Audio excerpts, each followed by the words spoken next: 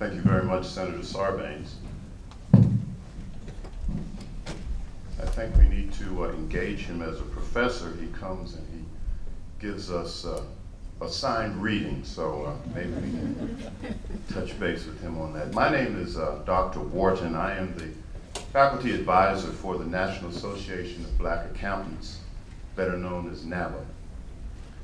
And it's my pleasure and honor to introduce a very distinguished panel. Beta Alpha Psi should be commended for assembling such a group of august group of very extremely well-qualified panelists. To the far right, we have Bill Dockman. He is Vice President of Finance, Controller, and Chief Accounting Officer since 2005 for W.R. Grace, a leading global specialty chemical company. He leads the Global Controllers Organization of approximately 200 accounting and finance professionals in 40 countries. In addition, he serves as the CFO for Advanced Refining Technologies, a Grace joint venture with Chevron. Prior to joining Grace, he was senior manager in the healthcare and life sciences practice at KPMG, and he is also a proud alumnus of Towson University and a member of Towson's Accounting Advisory Board. Next to him, we have Hugh Moeller. Hugh Moeller has been with KPMG for over 22 years and is a partner in the Baltimore audit practice where he specializes, serving clients primarily in the consumer markets and industrial products industries. His experience includes public equity and debt offerings, acquisition due diligence procedures, and related GAAP and SEC requirements for business combinations.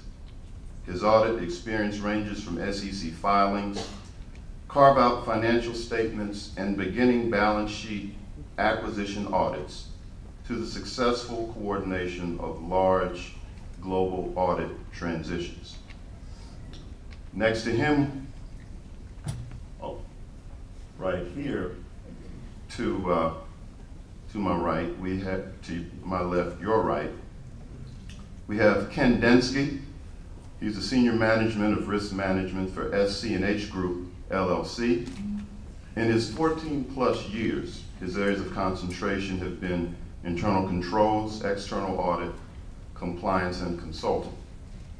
At SC&H, Ken focuses on leading internal audit projects encompassing risk assessments, financial, operational, internal controls testing, and IT and automated control reviews. His engagements have been primarily in the financial services and energy industries. And finally, and certainly not least, we have Stephen Kroll. He is a senior advisor in the Office of Research and Analysis of the Public Company Accounting and Oversight Board, also known as PCAOB. He served 2 stints as a Democratic Special Counsel to the Committee on Banking, Housing, and Urban Affairs in the United States Senate, first from September 2001 to January 2007, and then from October 2011 to June 2013. He was a member of the team that drafted the Sarbanes-Oxley Act of 2002 and was a staff member with primary responsibility for counter-money laundering and financial terrorism provisions of the USA Patriot Act. Moderating our panel is our own Dr. Norma Holter, Professor of Accounting. Ladies and gentlemen, please welcome our panel.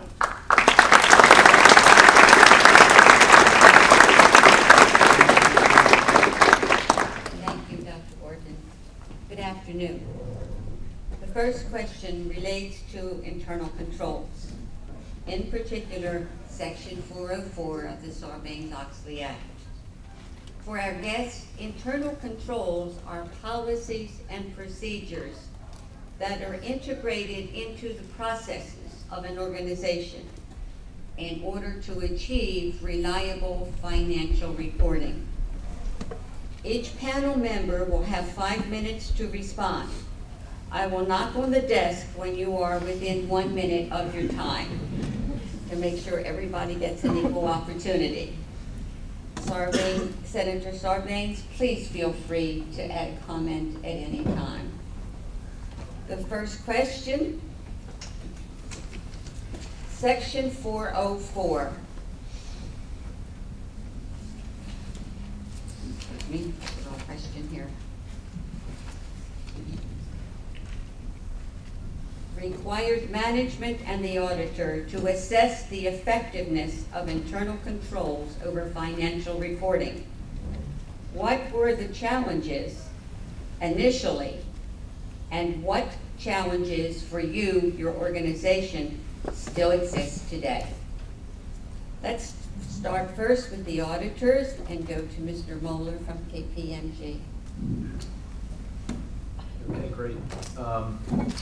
Thank you. So I'll start by just sort of framing up where I was at the time Sarbanes was first passed and the 404 legislation came to be. I was in New York in our Nashville office from 01 to 04 as a relatively young man. Fascinating time, I have to say, no matter what your take of the legislation was at the time. That was an incredible period to be sort of in a national office of a big four firm, sort of front and center on all the changes. And in addition to that, I was also plugged into a Fortune 500 audit at the time, household name that everybody here would recognize. So just in terms of my take on the implementation challenges, I would say AS2, which was the auditing standard that first addressed 404, hot off the presses, not much other to go on for either companies or the audit firms in terms of how to implement the internal control aspects for the first time. I think there was a tendency to identify too many controls in the system and err obviously on a more conservative end of that scale. Many companies looked to outside assistance from other firms to help them out in this process, even if they felt like they had the internal capabilities to do it themselves. I think they were really in a protective mode and they were looking to get it right the first time. Much of the burden, I think, fell on the internal audit groups within the major corporations, and that was a real stress, I think, for them because they had other roles and responsibilities before the 404 legislation rules were enacted, and I think that really threw them into a much deeper role within the company. Tension between the auditors and audit clients, I think, was at an all-time high. Keep in mind we had the collapse of Arthur Anderson, new regulators, new legislation, new rules. It was a very stressful, intense time. I think I'll give you a few examples. Clients would be, I think, bashful about handing over a draft document to us that had any sort of flaw, error, in fear that we would do a gotcha on them. And I think it was probably a little unhealthy at the time. And then I would say, just in terms of how we conducted our audit, we were so used to historically doing sort of a substantive audit. We were very financial statement oriented, focused on the accounting rules. And so when 404 came out, I think we really did what we had traditionally done, and then we layered on the internal control aspects on top of that. So I think for a period of time, we were essentially doing 2 audits. Sort of fast forward to where we are today, I think that the challenges have really evaporated or been mitigated to a large degree. I think we're in a period of refinement, quite frankly. 10 years past, the number of key controls that companies initially identified has been greatly reduced. I think we have a much more balanced view as to how to address risks and identify key controls in a company. The traditional internal audit functions within companies, I think, have gone back to where they were or something close to that 10 plus years ago. And I think companies have really done a good job of sort of pushing the responsibilities of 404 out to other functions and groups within the company. So I think that's a positive change. I think just in terms of remaining challenges, as I said, I think we're in a period of refinement. They're trying to elevate the game, so to speak, and get the minutia controls that exist in all corporations, step it up a notch. And I'm sure Bill will have some comments in this regard. People at Bill's level and his peer group play a very significant role in the whole control structure. And the question is, how tight are those controls, and how are those conducted? So I think that's a real focus area for us and our regulator. Focusing on areas that really have significant fraud risk, right? That's something that the PCAOB is very keen on, and the audit firms are as well. So continuing to sort of refine our focus areas as we conduct our audits.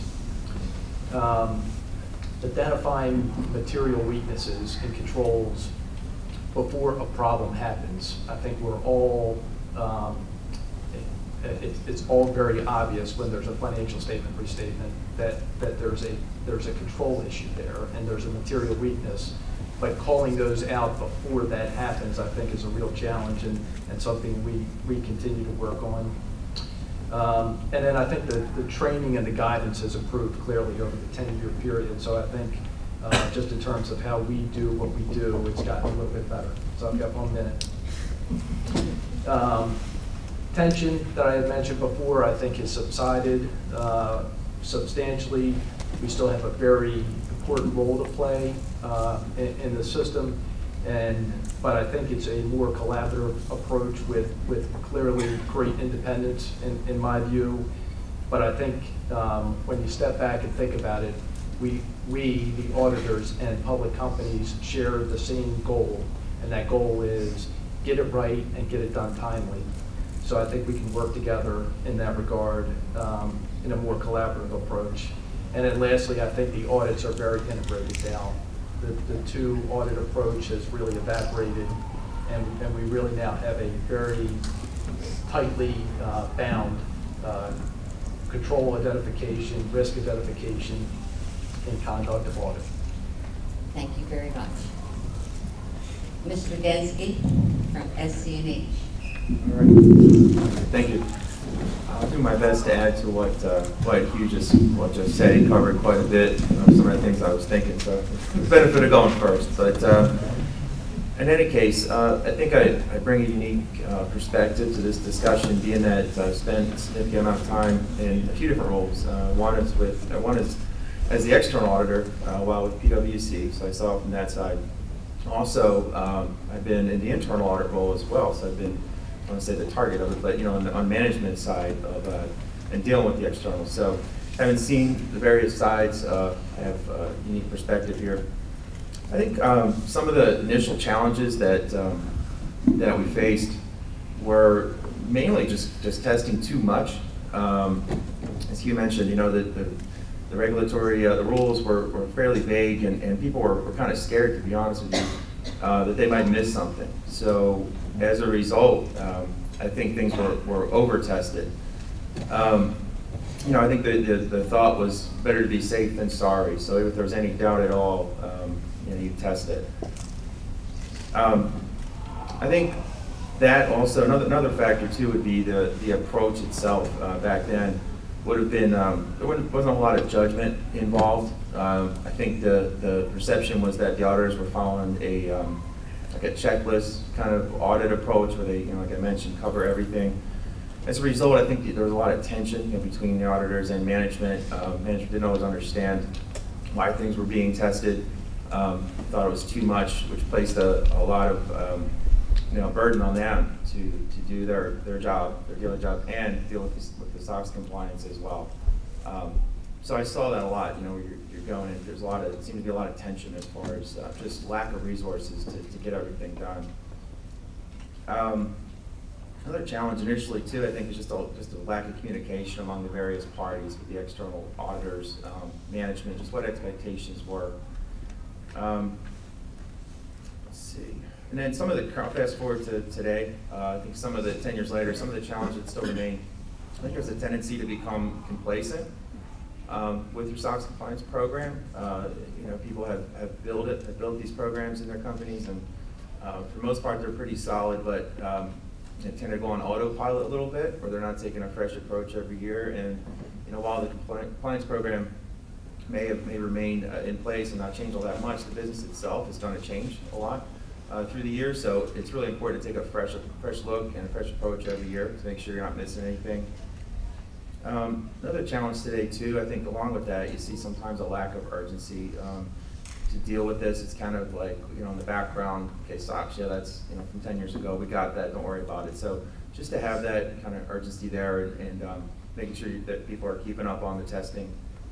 And finally, another challenge, this is something fairly recent.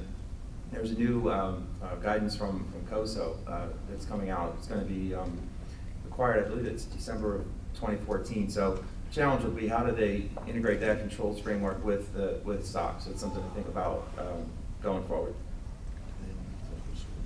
Oh, yeah, I don't know if y'all know what COSO is, do you? You do?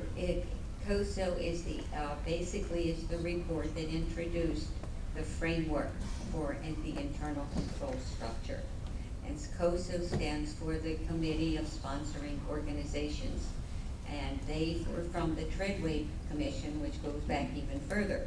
So the industry, the auditors, industry itself has been dealing with fraud and with the importance of internal controls going back several decades. This is not something new. It's been obviously an issue that we must address and keep it, because it keeps evolving and changing. And I think right now the most important internal controls that we look for are those over the information system and the technology. So it's changed from thinking about protecting the assets through a warehouse or perhaps segregation of duties in cash receipts. It's now gone into a technological age. And this new report, the COSO report, which is the framework, has been revised to address those issues, basically the evolution of our society. There's one other challenge I was thinking of here, is just with smaller companies and kind of, you know, back initially taking a one-size-fits-all approach kind of to the SOX compliance effort, and you know, probably doing too much. So nowadays, there's been revisions and it's different, but initially that was a big challenge. All companies were kind of treated equally, whether you were small or large, and again, you know, that led to that over-testing. So that's since been fixed, but that was a big challenge at first. Okay, that's it. Thank you very much. Okay, next we're going to Mr. Dockman from W.R. Grace, and he's going to give us the industry view. Okay, thank you. Yeah, I think as you mentioned, the first challenge was really understanding what the act meant. And you know, we were trying to understand it, our auditors, PwC, were trying to understand it while the PCAOB was drafting rules and putting that out. And so there was a lot of, I think, uncertainty at the beginning. And so, you know, there was just a lot of work there. In 2002, we mobilized a team made up of finance and legal individuals within W.R. Grace, our internal audit group, our controllers group, members of our legal team, to really study this thing and put a plan together. It was going to be a lot of work, and we did bring in outside resources as well. We hired a firm called Protiviti to supplement our internal audit organization for over a year while we went through a lot of the control assessment work. You know, Grace is an old company. We're 155 years old. We're about $3 billion in revenues, multinational specialty chemical company, very complex legal structure throughout the world. And so, you know, one of the things we had to do was really, you know, boil it down to what are the key controls and how can we get sufficient coverage across a company this vast. We're operating in all corners of the world. So we went through and did a leveling. We looked at all the legal entities by sales revenue, and you were either a level 1, 2, or 3. US, Germany were level 1. Singapore, Brazil, France, a few others fell to level 2, and everybody else fell to level 3. And so based on the leveling, we determined how much we were going to really dig in and require documentation and testing at the control level. Very heavy in the level 1s and lesser as you kind of worked your way down. So that way we felt we had the right level of coverage. Across these 40 countries, there were thousands and thousands of controls in place. Things were documented, but when it came down to identifying the key controls, we ended up with about 700. Which sounds like a lot, but oftentimes it might have been the same control that operated in many locations. Maybe you had a similar inventory control in many locations. You were going to test it to make sure it was working at any of the significant locations. After we got this assessment of key controls done internally, we worked with PwC to agree on what the controls were going to be, and then the testing began. And as we went through the testing process, we were generally successful. Some controls failed. We'd remediate the process, retest the controls, and that went on for the better part of the year. We did have excellent results in our first year. No significant deficiencies, no material weaknesses, and only a small handful of really minor deficiencies. And so I think it was a lot of work to get to that point. But that's really only a small part of really what we did as a company in response to the Act. We formed a disclosure committee, which is made up of members of our accounting, legal, and investor relations group. We also have observers there from internal audit, and our general counsel is also an observer there. And this committee meets about 5 times a quarter, and we'll also meet on special occasions. But we review and discuss every earnings release, every 10Q, every 10K, and any other public release that has any significance. And we spent a lot of time discussing, debating what we're going to say, how we're going to say it. Have we met disclosure requirements, and are we all comfortable before we sign off at the end of the quarter? In the last disclosure committee meeting, we actually call it the eyeball meeting. And that's because our CEO requires us, the disclosure committee, to sit across the table from him, and look him in the eye, and tell him, yeah, you should sign your certification. Everything's in good order.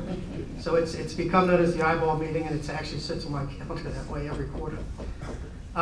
We also formed a robust accounting policy committee. I won't go into depth, but we meet monthly. We're continually updating our policies to ensure we're in compliance with GAAP, and that we keep them up to date as the business changes.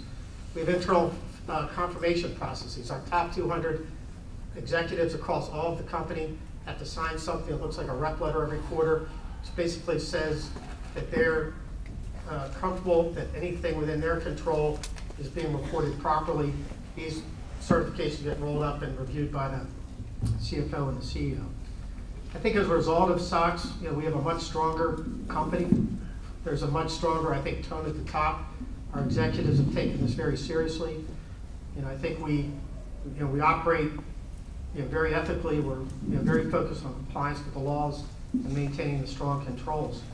Fast forward to today, I'd say on balance, I think the Act has been very positive. I think it's improved financial reporting. I think it's improved investor confidence. And certainly, within my organization, I feel like I'm a lot comfortable as controller today than I would have 10, 12 years ago signing off at that time. And I think too that as far as where we are today, we have a pretty dynamic annual process. I think Ken mentioned it can get stale. We have a very dynamic process to reassess controls every year. Periodically, we'll bring in an outside firm, help us do a reassessment, and we do our own assessment every other year.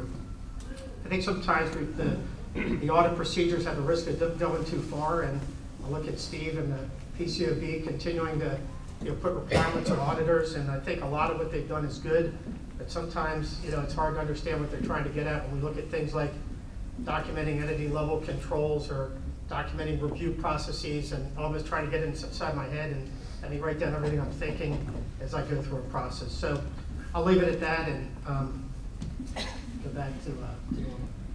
Thank you. Okay, and next we will hear from Mr. Kroll, who is with the regulatory body PCAOB, which is an acronym for the Public Company Accounting Oversight Board. which requires me first to say that the views I express here are mine alone and do not necessarily reflect the views of the board, its members, the staff, or Chris Davis, for you Baltimore baseball fans. Before I begin, I want to thank Professor Rao. Can I take this off my, can the red clock not go, green clock not go on yet? I want to thank Professor Rao for this kind invitation. I am happy to be here for two reasons, especially happy. First, because one of our interns is Delicia Esco, who is here today, and she's a wonderful young person, wonderful student, and we're all very proud of her. Second, it is a greater honor than any of you can understand for me to be here with Paul Sarbanes. You are looking at one of the greatest public servants of his or any generation, and he gave me the best job and was the best boss I ever had. So to be sitting here with him is really something. And he can still name a lineup of the 41 Dodgers. Let me take, I think we come at 404 pretty much the same, actually. We think it's critical. We think there is no accounting reform without mandated attention to internal controls. I say we, but I'm just speaking for myself. But there is a saying, beginnings are hard. And that's a good summary of the first 10 years of Section 404. I think of this as the cafeteria materiality curve. Because I once on radio, Nightly Business Report, heard someone complaining that the auditors were in checking the internal controls on the cash box in the company cafeteria, leading you to wonder why anybody thought that was what Section 404 could possibly mean or possibly require. And I think the job of the last 10 years has been learning how reasonably to calibrate Section 404. As Hugh said, and I think as Bill said as well, a key, maybe the key step was auditing Standard 5, which basically, and I'm not an auditor, but I play one on TV, which says two things. One, you audit internal controls in a top-down way.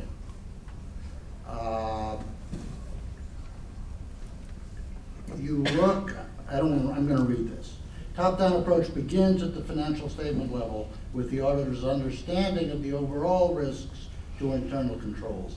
Then focus on entity-level controls and work down to significant accounts and disclosures and their assertions, directing your attention, the auditor's attention, to accounts, disclosures, and assertions that present a reasonable possibility of material misstatement to the financial statements and related disclosures, leading me, a non-auditor, to say, how could anybody have ever thought this meant anything else?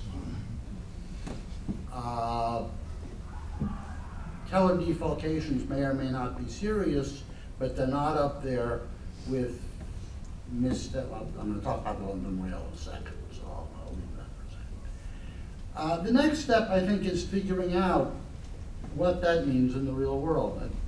If any of you is really interested in internal controls, the PCAOB published observations from its 2010 inspections of deficiencies of audits and internal controls, which I thought were interesting. It examined 309 integrated audit engagements, which means financial statement, internal controls, audited and attested together the way auditing statement 5 requires. Anybody want to guess how many were bad in terms of insufficient work? 15%. Not shabby, not great, but not shabby. Interestingly, in 85% of that group, of the 15%, there was insufficient justification for the financial audit opinion too, showing that these really are two sides of the same coin. at least in lots of cases. In 2011, the number is 22%. One more minute? Okay. I think the most significant thing and the most significant risk is what's illustrated by London Ware. As you probably know, Morgan is going to get to pay $200 million for the SEC because its senior management did not tell its audit committee about serious failures in internal controls over the valuation of trading securities. Now, I'm not here to argue that anyone is perfect, but one would have thought, given what's happened in the financial services industry in the last 5 years, those are controls that you would have paid special attention to. And without criticizing anybody, these are the kinds of questions that someone referred to, I'm sorry, I can't remember who, continually revising and correctly targeting the relevance of the internal control audit, I think, is a challenge that everybody faces on all sides. Thank you, Mr. Crowe. The second question is, I think, perhaps of more interest to many of our guests. What is your expectation of a graduate of a business college? What skills should they possess? What level of knowledge? And what attitude? Okay, let's begin with Mr. Denski. All right, thank you. This is my favorite question. I'm always looking for help. So I guess in addition to the required things like the degree and your schoolwork, I think it's very important to try to get involved outside of the campus in some real world work experience if you can, through an internship or, I don't know, when I went to school it was called a co-op program. I don't know if you guys have that here, but in any case, try to get some real life experience. That would really make a difference, I think, when you're coming out of school. Another thing to do too would be look for people who are showing a real interest in their profession, in this profession, and they would demonstrate that by getting involved in the professional organizations that are out there, like the AICPA, the IAA, you guys know that, Institute of Internal Auditors, even ISACA, that's the group for IT audit. You can get involved as a student affiliate, so that'd be a great thing to do. And to me, that shows that you're proactive and you're really interested in your career. And not only that, you'll make good connections as well. Speaking of connections, I think when you do those internships, if you can, or get real experience, you're going to get those connections, which are really important. I know from my own career, I had done an internship while I was in school and had an offer before I came out, so it was pretty nice. So my last year, obviously I didn't take it serious, but but I felt more comfortable because I already had lined up the job. So anyway, that would be a real big thing. As far as attitude, that's number one. I mean, I think the technical skills, I think you guys will all have those. Going through this program, you'll learn a lot. You'll come out and be as smart as you can be, and that stuff can be learned too over time. The attitude part, I don't know if you can really teach that as much. It's something you have or you don't, and it's critical. And by that, it's just basic stuff you probably learned since you were a young kid. I mean, just be positive. Good communication skills.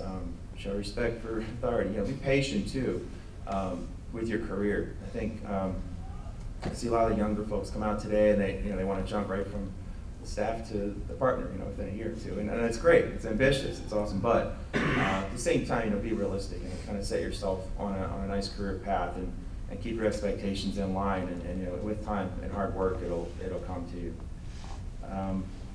I guess the only other thing, and you guys may be aware of this too, try to, the CPA exams, credential certifications are very important. CPA obviously is number one, that's the crown jewel, that's what you want to do. In addition to that, there's Certified Internal Auditor, if you guys have heard of that, CIA, that's issued by the IIA. There's an IT audit cert called CISA to look into as well. So you're not going to have these things before you graduate necessarily, but start researching those, kind of get see what's required, and a lot of those will give you kind of a roadmap for what your career can look like after you graduate. Thank you. Mr. Dockman. Thank you. Yeah, I think, as I think about this question, I think many of you will start your accounting careers working for a public accounting firm. That's what I did. And many of you will transition out of that into working for a corporation, which I also did. And, at W.R. Grace, I don't hire a whole lot of fresh graduates, but I hire a lot of people out of the big four firms and other public accounting firms after they've got 3, 4, or more years of experience. You guys do a great job training, and I appreciate that. But seriously, I think, in terms of skills and knowledge, I think strong technical accounting skills is a must. Get your CPA early and keep your license active. But you need more than that. If you're going to be successful in a corporation as an accountant, you've got to have broader skills in other areas of finance, whether it's understanding discounted cash flow models and valuation. More and more that plays a part in accounting, but just also be an important business partner within the organization you might be working in. You need to understand the business itself you're working in. I mean, it's not just understanding accounting, you really got to understand the business. I think the best accountants are good business partners because they understand the business. They can get the accounting right because they understand what's going on around them at the company level. And the business values those accountants too because they're good business partners that provide good analysis, good advice along the way, whether it's accounting, control, or other finance matters. I think strong analytical skills are important. Obviously, strong written and verbal communication skills are important. And I'm glad to see that it's a 150-hour requirement now because I think more and more you're required to get more than just the basic accounting as part of your degree. As far as the attitude, I think you've got to work hard. It's not a 40-hour-a-week profession, and you need to want to make a difference. You've got to come out there with some fire in your belly and really want to get to it. And I also look for people that have strong personal and professional development goals, and I think that's important. And I'll talk a little bit more about that in a second here. Professional skepticism is important. I know that's a defined auditing standard, or requirement, but it really applies just as much if you're an internal audit or if you're in a controller's organization. You can't be afraid to ask questions. You can't challenge. You've got to be not afraid to challenge management or challenge the status quo. And oftentimes it's with people that sit at higher levels than you in the organization. Once you're working in a corporate setting, there's a lot of opportunities beyond just accounting and controlling. And again, we bring in a lot of accountants in our organization. Many of them have gone into different parts of the organization, other areas of finance, or other areas of the business.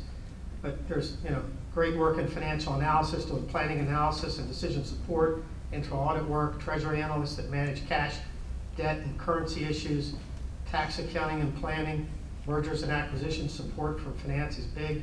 Finance systems, we've got a lot of accountants that end up going more into the system side and managing those processes. And I got to tell you, you'll be well served to get a lot of those skills in the foundational period of your career, those first 5 or 10 years. When I was promoted to controller at Grace in 2005, my boss at the time, Bob Troller, told me, he said, I never would have put you in this job if all you had done was accounting and controlling. He said, it's because you worked as an analyst, you worked in an audit, you worked in treasury, you did M&A work, that I feel you got enough skills out there to be a well-rounded and effective professional as the controller of this organization. So I guess my final remarks, I think you folks are coming out of school at a great time. There's a tremendous demand for talented accounting professionals. And I think the demographics are playing in your favor as the baby boomers are going to all retire out and will leave a lot of opportunities for you guys. So you're the future, and I think you've got a lot of opportunities ahead. Thank you. Mr. Crowe? Thank you. Since I'm not in business and not an accountant, I'm not going to talk about specific skills. What I want you to think about is a word Senator Sarbanes already used in quoting Chairman Donaldson, integrity. I would like to see you personally nurture your integrity in 3 ways. The first is, and Bill talked about this, intellectual integrity. Any educated person, any professional, whatever the profession, has to be able to be honest in his analysis and with himself or herself. His or her analysis and with him or herself. Never be afraid to call a trump, even if it doesn't inure to your benefit immediately to do so. Second is something I'm going to call social integrity, although that's not quite what I mean. I once read a fascinating piece about the fellow who was the head of Schlumberger, the big oil well services company. Now, if there's ever anybody you would think would be one of these rough, redneck, give me another drill, be this guy, right? And you could read for pages before you knew what he did, because he was involved in social things, in the arts, in whatever. And to me that's important because it gave him an understanding of where his business venture fit in the larger pattern of the society. He was no less a businessman, but he understood the way Grace understood the way it fits in Baltimore. And the third thing I'd talk about is business integrity. Honesty is not inconsistent with winning.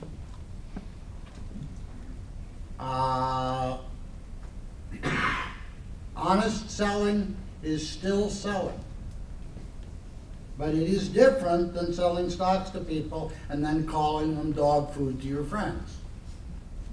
And I would hope that if you come out that way, because again, Bill's right, we're all gone. Well, he's much younger than I am, but I'm gone.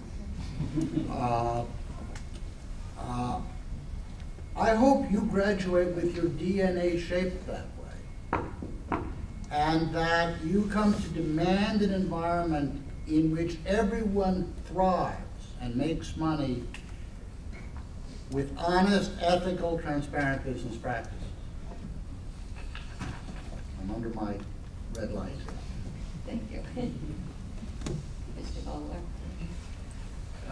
So a lot of this has been covered already, but I'll give you a few tidbits. I've been doing some campus recruiting recently, and the question I've been getting a lot is, what do you think about the international accounting standards? When's that going to come out? How's that going to impact corporate America, the accounting industry, and the like? And I said, I'll probably be retired by the time that actually becomes implemented.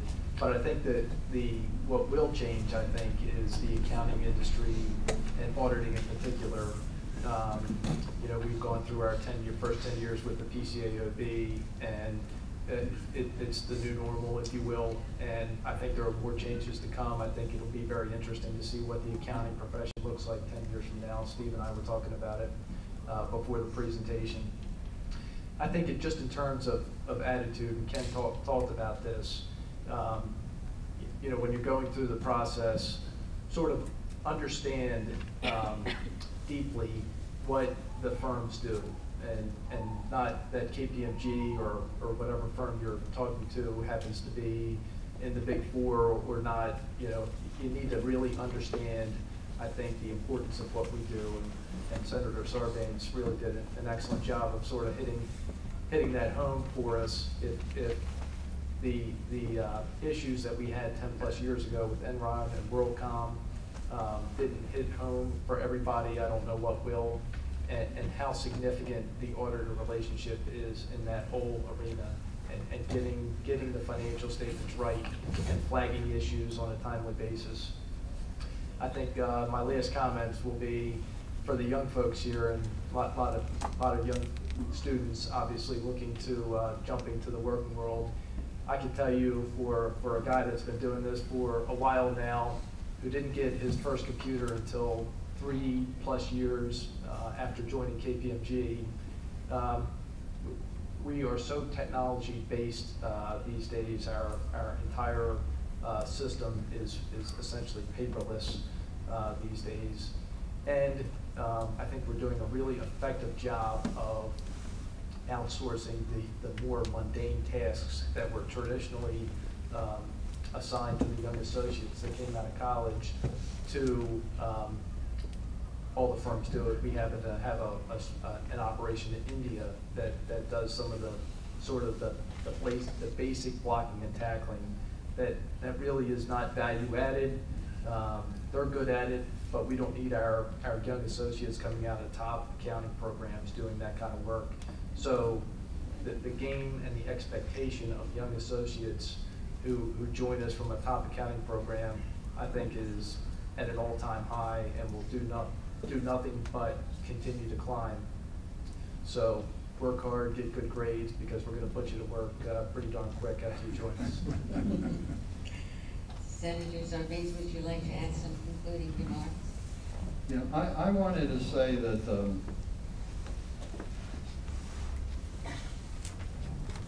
I came out of all of this with a much greater appreciation of the critical role that the accounting and auditing profession play in the workings of our economic system. How important these concepts of honesty and integrity are to the workings of the economic system, and how critical it is for you to be committed to making that happen. The problem is people cut corners and they cheat and they get away with it. If they get away with it, then they start undermining the workings of the system. Because the system cannot really go if it's shot through with falsehood and deceit and so forth. I mean, they may be able to do it for a while and look like they're winners, but everyone's going to pay a price for this. And so you've got to have that kind of commitment to, as Bill Donaldson said, to do the right thing. And the people who go to the top have to set a tone at the top, which comes right down the line. We brought in some business leaders in one of our panels. These were people who had led some of the major companies in the country. And the thing that came through very clearly from them was they set a standard right at the top that carried right down through the company. And if someone sort of departed from an integrity standard, that was the worst thing they could do. They were pretty well out the door when that happened. And we've got to have more of that. I want to underscore the critical role you play in the workings of the economic system.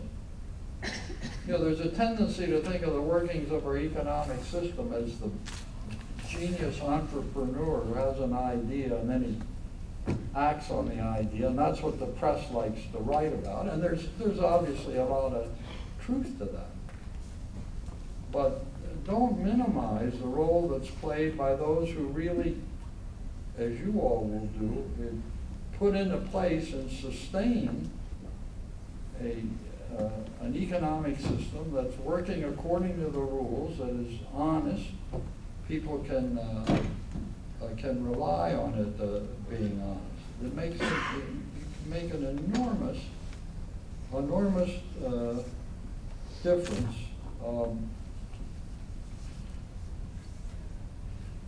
So that's we had WorldCom,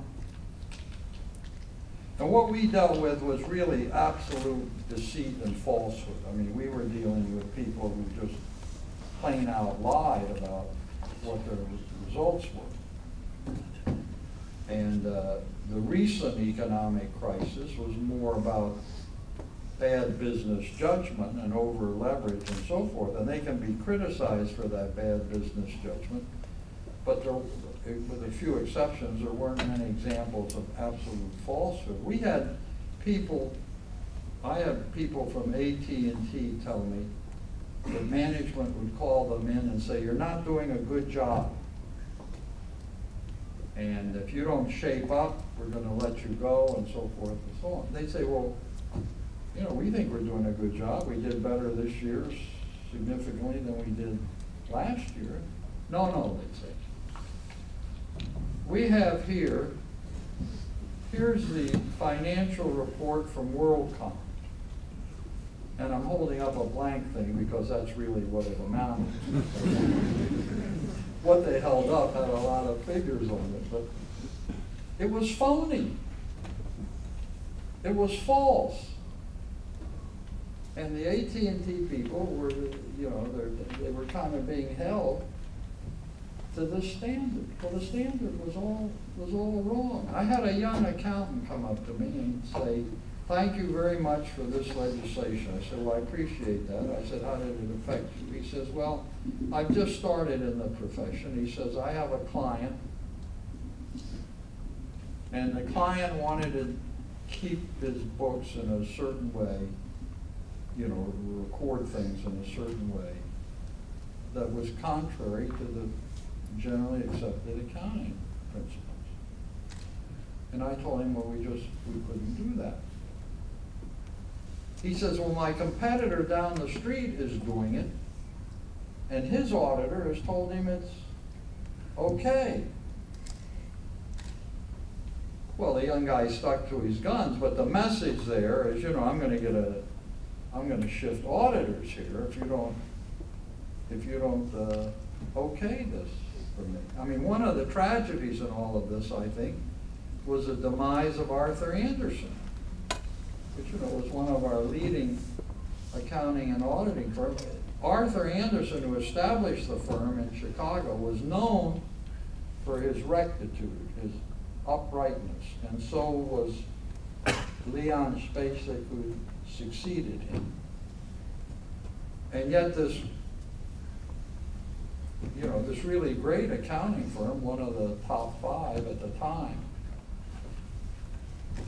went down because it had people within the firm who were, you know, prepared to go along with or even sanction improper practices. Get that little movie, Smartest Guys in the Room, about Enron. I don't know how many of you have seen it, but it's worth seeing and kind of incorporating it into your thinking. So, you know, you've got to resist the blandishments to do the wrong thing. I think you need to go a step further than that and support efforts of those who are trying to get the wrongdoers out of the system. A lot of people say, well, I don't do that sort of thing, and we're running it right, but then they don't exert themselves to try to get at the people who are doing the wrong thing. Those people are undermining the system for everybody else. They're engaged in practices which are going to call into question the workings of the system. So I think you need to appreciate, in a way, the central role you play in making the economic system work. You have a tough job because the public has a view of accountants and auditors as wearing green eye shades and all that kind of stuff. But it's pretty clear that your role is key, critical to the proper workings of the system. So carry on. Thank you very much. I would like to thank your panel for their participation and the insightful information you have provided us today. We appreciate the time you have so graciously given to us. Thank you very much.